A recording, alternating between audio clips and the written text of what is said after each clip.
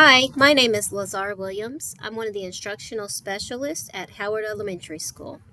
We also have a part time instructional specialist. Her name is Sunshine Birch, and we share her with another elementary school. Today I'm going to be talking to you about how our school works hard to have supports in place that provide teachers opportunities to continually enhance their pedagogical skills through reflection and professional growth plans.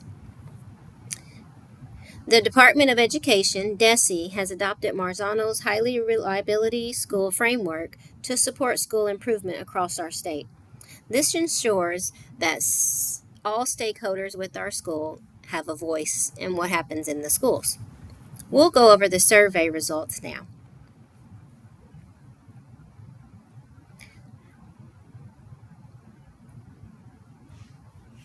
Anything with an area above 4.0 shows that this is a strength for us. So overall, the students gave us a 4.18, staff gave us a 4.1, and parents gave us a 4.35.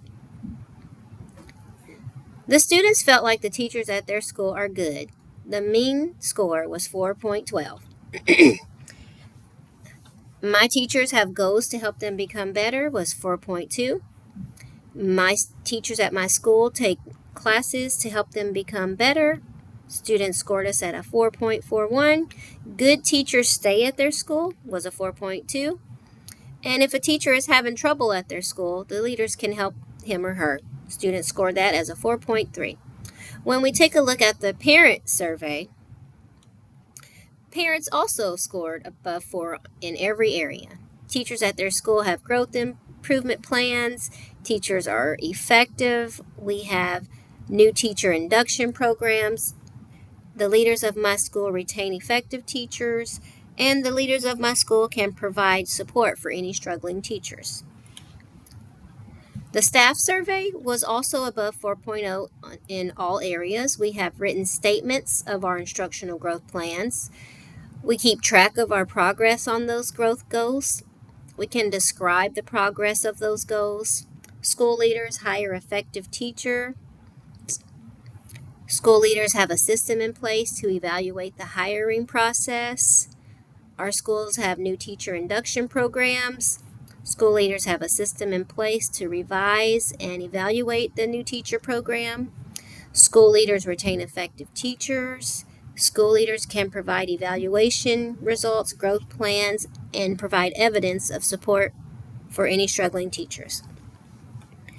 So now I'm going to talk to you a little bit about how we have those supports in place and what they look like. This overall area was a strength for Howard because our leadership team consistently prioritizes and nurtures collaboration among teachers. We have established clear structures such as regular scheduled PLC team meetings with defined norms, roles, and goals. The leadership at Howard actively is involved in these with the teams for providing guidance, analyzing student data with our teachers, and also ensuring that the focus remains on improving student outcomes. For part 2, our students say new teachers at my school take classes to help them become better teachers. If a student is having trouble teaching, my school leadership team helps him or her. Parents at Howard say new teachers at my school can complete a new teacher induction program. The leaders of my child's school provides opportunities or support for struggling teachers. The staff at Howard says our school has a new teacher induction program. School leaders can provide evaluation results, growth plans, and evidence of support for any struggling teachers. I can track my progress on my instructional growth goals. Now we're going to look at the different supports that we have in place for our staff. We have our new teacher induction. We have a Eureka consultant that supports us with our math instruction. We also had Benchmark consultant that we work with for our literacy or ELA. We had a TNTP coach or consultant from the state of Arkansas. We also have our instructional specialists, Lazar Williams and Sunshine Birch, We also have our technology instructional specialist, Adam Elliott. We'll look at each indicator or each bullet to see how these areas support our teachers to provide them with ongoing learning. All new teachers attend new training each quarter. They focus on learning classroom management, instructional strategies, and district technology resources. We'll take a look at one of the activities or one of the agendas from one of the new teacher trainings. So this one took place on January 9th. Currently, we have one new teacher in our building. Her name is Oliviana Walker. She teaches 5th grade. So to start, they do good things. They went over classroom management. We're working with Capturing Kids' Heart. So they did some review on CKH, making sure that our new teachers are feeling comfortable with that program. Working on the 4 questions for misbehavior. And it shows who presented on that information. Later in the day, they worked on instructional strategies. They were working on vocabulary. A little bit later, they worked on technology, TutorMe, and other resources to enhance our student performance. A little bit later in the afternoon, they worked on a book study. So as you can see, our teachers have opportunities to come back to school and practice the things that they learn at their new teacher training before they go back for another session of learning.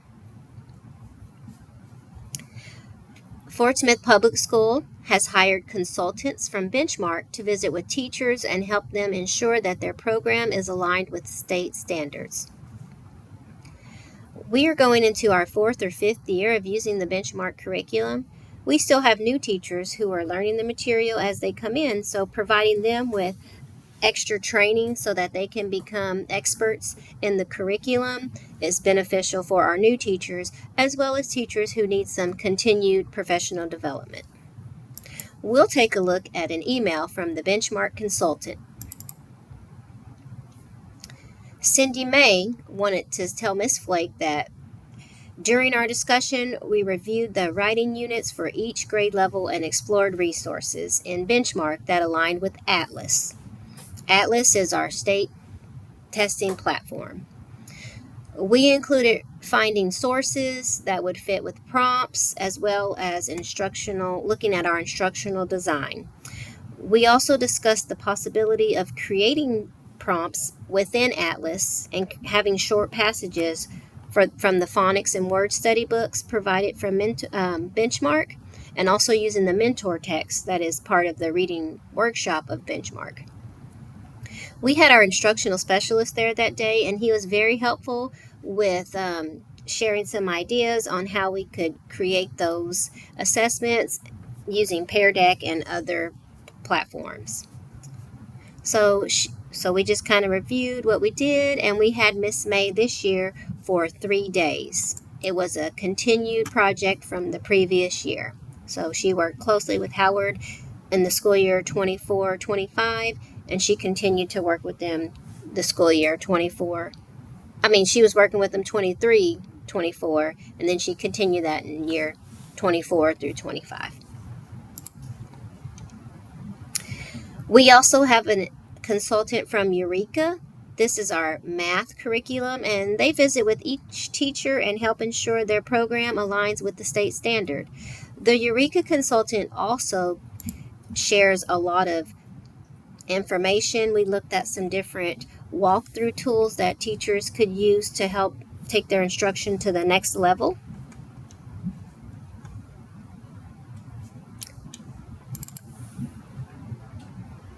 Here is an example of a Eureka schedule. So she would go in and the teacher would teach, and then she would debrief with the teacher and give them some feedback.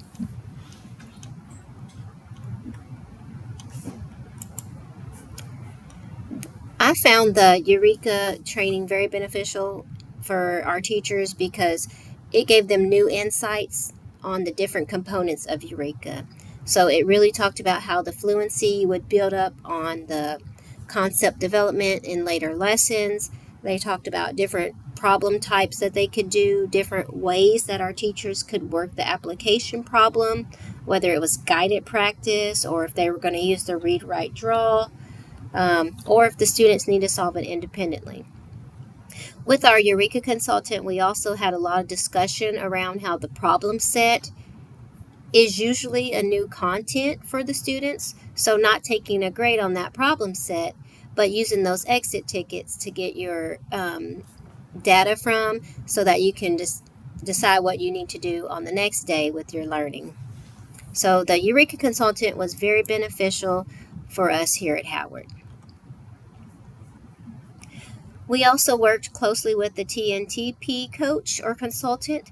This was designed from our state. They sent in, she was there to provide assistance in providing with struggling schools that had a D or below by the state of Arkansas.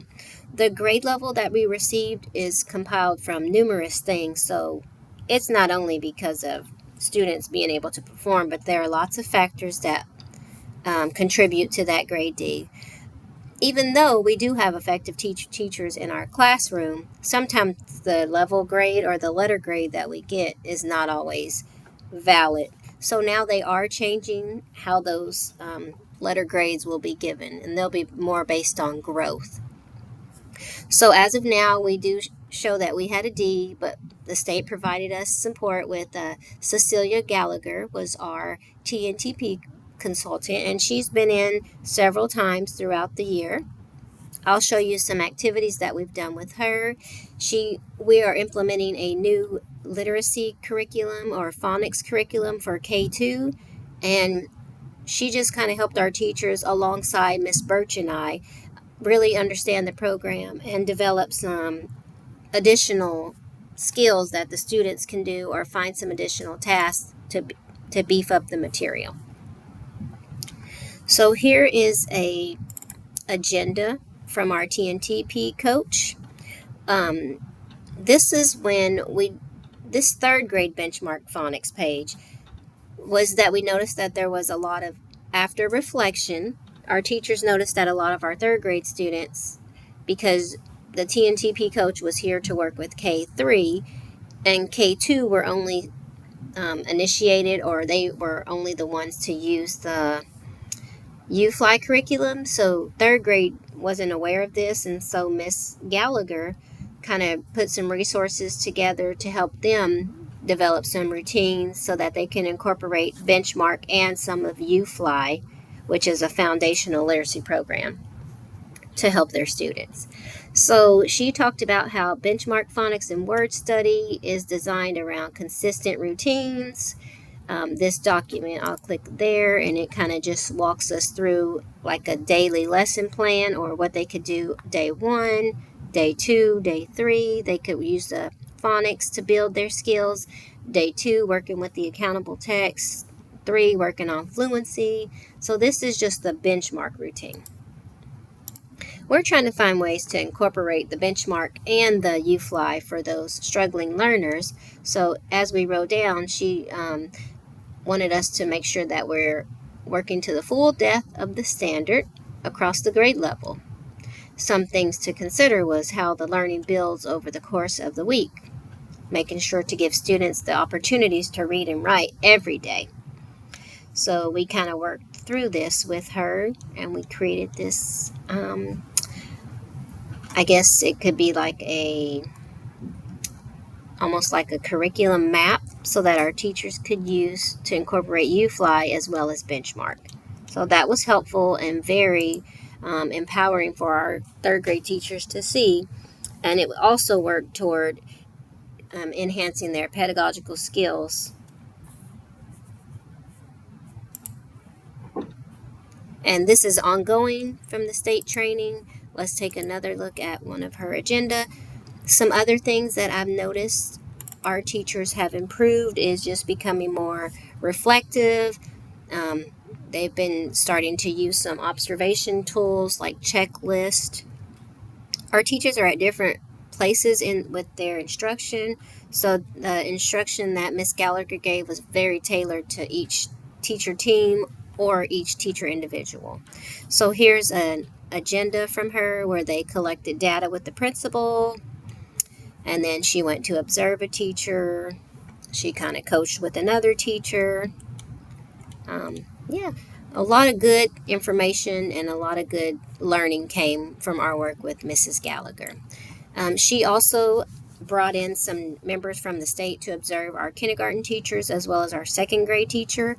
And we also had other schools from our district wanting to come in and observe our kindergarten teachers with their lessons, because Miss Gallagher and our kindergarten teachers, as well as the instructional specialists, have worked really hard to show that, to strengthen that U-Fly program and show that even our kindergartners are able to manipulate magnetic letters or to model routines and procedures for other schools who might not be able to do that as of now.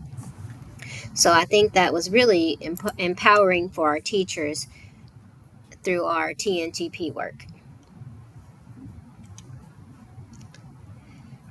After consulting and after we have those consultations, then we have our technology instructional specialist, and he determined some teachers who needed some additional support. And so Mr. Adam Elliott worked with those teachers to collaborate, and he helped them create a plan. They have their instructional plan, but now they had a technology plan. The technology instructional specialist supported the classroom dojo. He helped use those for routines in the lower grades, and with the upper grades just really taught one of the teachers how to use our new line board and how to incorporate writing on the screen and different things. So we'll look at one of his activities that he put in here, or some evidence of proof with that. So week 1, he was establishing rapport, setting achievable goals, and making sure they're specific. This is when he was working with Mrs. Burris. Week 2, it shows what they were working on, the outcome. So yeah, just shows the different progress and the different skills that he was working on with different teachers. The instructional coaches also use a similar document to document our progress, that we've been given our supports that provide our teachers with enhancing their pedagogical skills. I would also say that during their team time, they're able to reflect and discuss with one another. We're sharing strategies. Overall, I feel like Howard is doing an amazing job to have those supports in place for our teachers. Again, this area was not an area of weakness, so no growth plan is needed, or no action plan. And I thank you very much for your time today, and have a good day.